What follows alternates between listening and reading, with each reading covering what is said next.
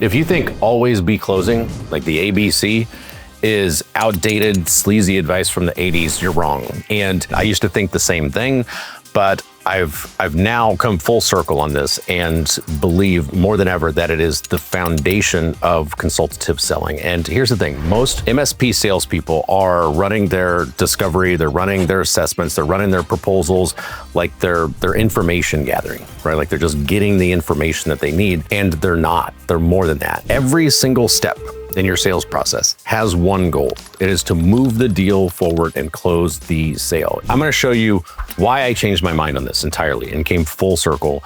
I'll share a simple diagram with you to break this down and help you redesign your sales process so that you can close more deals.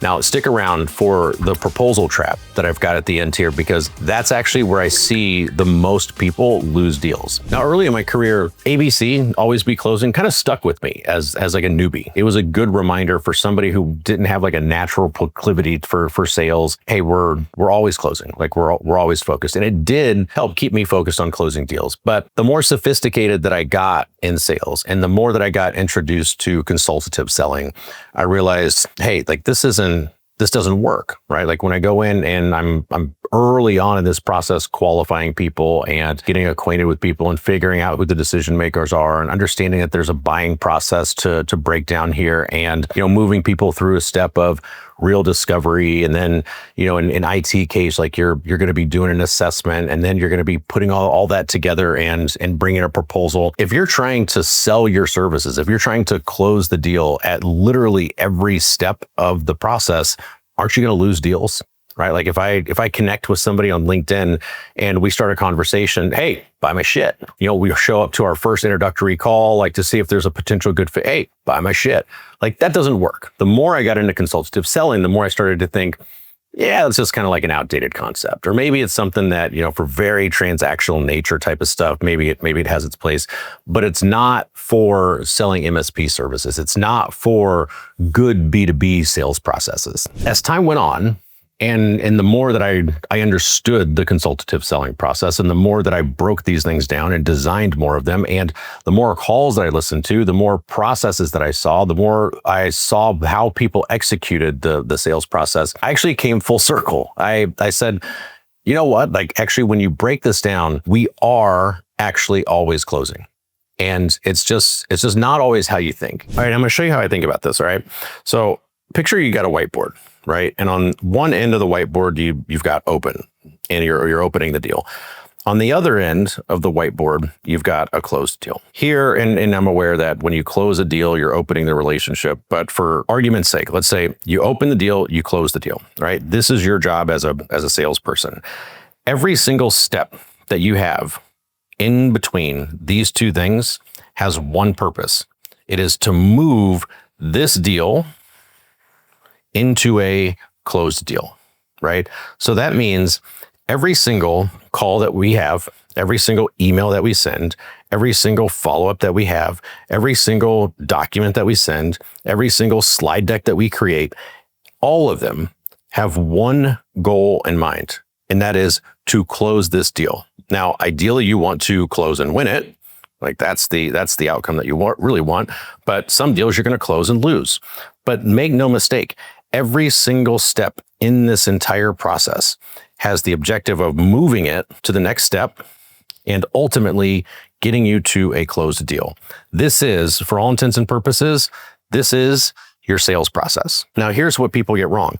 They think that closing all happens here, right? They think that this is where the closes happen, and it's at the bottom of the funnel. It's at the end of the process. It's after you've given the proposal. It's after you've given the presentation, and you go in and you're going to ask for money. The problem is, if you get to the end of the process to really think about closing, it's too late. Everything's already been presented. You've had all of these different touch points and different opportunities to help influence the outcome at the end before it actually happens. And the way that I think about this is, if you have a discovery call, for example, here, then the purpose of that discovery call is intended to get you to whatever your next step is. Say it's an assessment. And when you do your assessment, your goal is to get the information that you need to continue to move that deal forward. Now, here's where people mess up, right? Like go back to the discovery on the map. right? So you look at this and you say, this here is our discovery process. I'm not good at art, okay? Much better at sales processes, but we've got our discovery processes baked into here, and that's a series of emails that we're going to send in advance, maybe some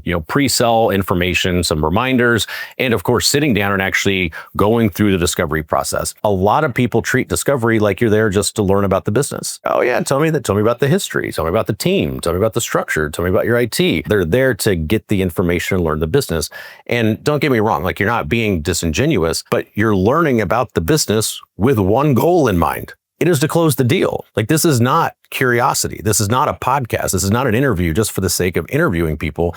This is getting information that you need to identify, can we solve this problem? And if we can, what is the best way for me to position this and to frame this in a way that helps me actually close the deal? The questions that you ask are either information gathering, or they're helping you improve the likelihood that you can close the deal. Bad discovery, in my view, is something like, oh, hey, tell me about your current IT setup. Like how many users do you have? And how many servers do you have? Okay, well, that's cool information. I mean, it's information you can get a different way, so you're wasting bandwidth and real estate, in my opinion.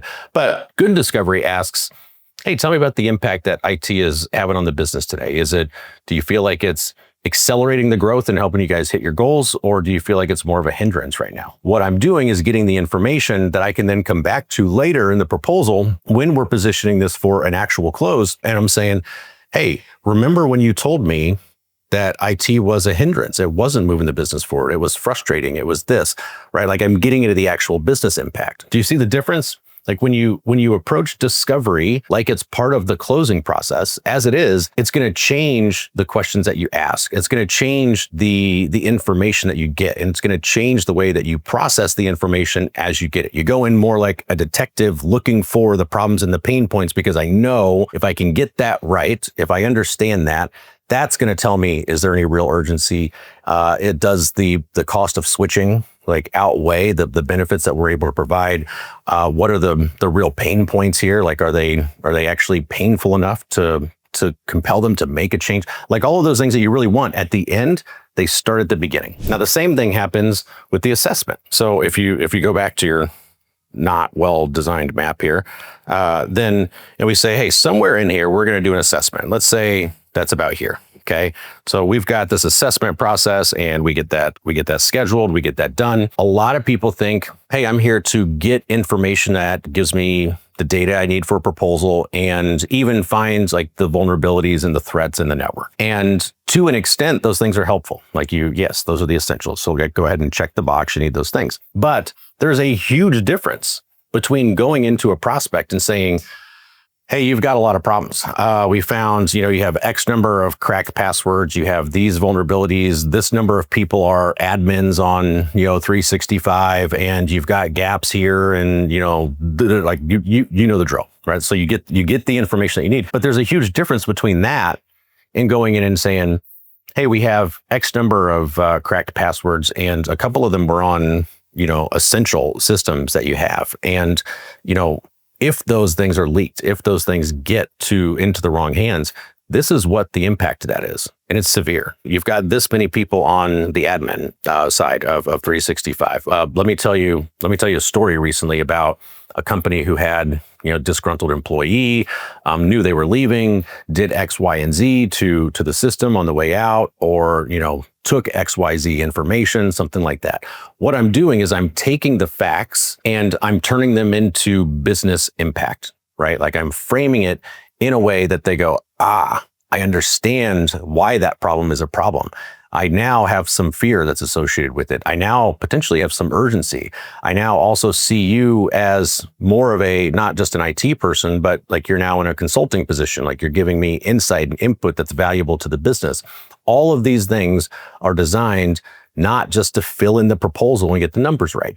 These things are designed to help you close. But the biggest mistake that I actually see in this process is ironically around the proposal, which is the time that most people know you've got to close, right? So again, going back to the sales process that we have here, we've got, somewhere in here, we're moving to a proposal, all right? And we've got our proposal meeting is somewhere about here, and we're looking to get that deal actually closed. Now, most people know this is the time where you're actually closing. Ironically, what happens is, but I see this time and time again, that people go in, they get their presentation, if they even have a presentation. Sometimes it's like a 30-page PDF quote, which is not what I would recommend. But say you go in, you've got presentation, you go through your slides, and you say, hey, like this is I've presented all of this stuff. I'm sure you want to take some time to think about this. So let me go ahead and leave this with you, and then we'll follow up next week and see where we go from there. Whoa, hey, the purpose of this proposal is not to inform. The purpose of this proposal is not to educate. The purpose of this proposal is not to deliver information and let them make their decision on their own. The purpose of this proposal is to close the deal. And you, as a salesperson, your job is to help them make a decision. Your job is not to deliver information and leave them to make a decision on their own. If you really believe that you can solve a problem, if you can make pains go away, if you can make their business better, if you can improve their network, if you can improve their systems, and they're not like all of that stuff, if you really believe that, then you have an obligation to help them make a good decision. And guess what? There's no better time for you to help them make a good decision than when they're sitting right in front of you. The presentation, the proposal is designed to set you up to ask one very specific question. Are you going to buy or not? Where do you land on this? Like, what is your decision? That's not necessarily how you ask it. You like, hey, any reason not to move forward today? I have other videos on all of that, but that is the purpose of that presentation. That is the purpose of that meeting. And that is the ask that you make in the meeting. All of that should be designed intentionally to set you up to close that deal. You look at it and you say, hey, we're going to revisit those pain points. We're going to make it very clear why we're the best solution. We're going to make it very clear how much the investment is going to be. We're going to make it very clear that onboarding is going to be easy. We're going to reduce all of the perceived obstacles. We're going to address all of the objections proactively, or if they're not ready to make a decision when you ask for the sale and they come up. But I'm going to create the slide deck in a way that addresses all of the obstacles, the things that keep people from making an actual decision. That's why the proposal deck is designed the way that it is. So here's the reframe for me, like full circle, like going from early in my career saying, hey, okay, like this is good. Like I'm always, closing to into consultative sales where it's like, hey, this isn't quite for this. And now full circle realizing, yeah, it is. Like, yes, it is. Every single step, every single email, every single call, every single playbook, everything is designed with one goal in mind. And that is to close more deals. That is what an optimized sales process looks like. And when you look at it that way, you understand really two things. First is what the purpose of each step is. Like go back and look at it, put yours on a whiteboard, write out every single step that happens when you open a deal to close a deal, and then look at it and say, hey, the purpose of each one of these is to get to the next step. All right, cool. And the second thing that you realize is you really are always closing. So, sorry, Alec Baldwin, I owe you an apology. ABC.